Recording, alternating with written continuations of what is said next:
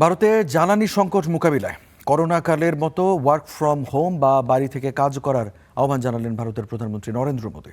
মধ্যপ্রাচ্যে যুদ্ধ পরিস্থিতি দিল্লির ওপর গভীর প্রভাব ফেলেছে উল্লেখ করে দেশবাসীকে এই অনুরোধ জানান মোদী। তেলেঙ্গানার সেকান্দারাবাদে এক সভায় তিনি বলেন, চলমান পরিস্থিতিতে বৈদেশিক মুদ্রা বাঁচাতে জ্বালানির পাশাপাশি ভোজ্য তেলের ব্যবহারও কমানো দরকার।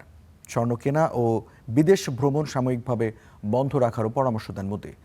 জমিতে রাসায়নিক সারের ব্যবহারও অর্ধেকে নামিয়ে আনতে কৃষকদের প্রতি আহ্বান জানান তিনি।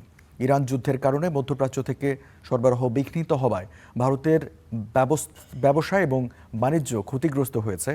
বিশ্বের তৃতীয় বৃহত্তম তেল আমদানিকারক দেশ ভারতে এখন উচ্চ মূল্যস্ফীতি ও ধীরগতির প্রবৃদ্ধির ঝুঁকির মুখে পড়েছে।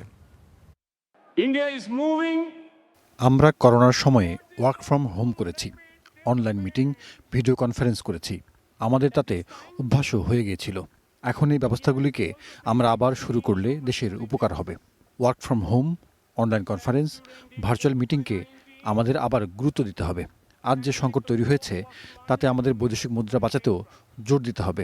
বিশ্বে পেট্রোল ডিজেলের দাম বেড়ে গিয়েছে। এগুলো কেনায় যে বৈদেশিক মুদ্রা ব্যয় হয়, ব্যবহার কমিয়ে সেই বৈদেশিক মুদ্রা বাঁচাতে হবে। এটা আমাদের সকলের দায়িত্ব।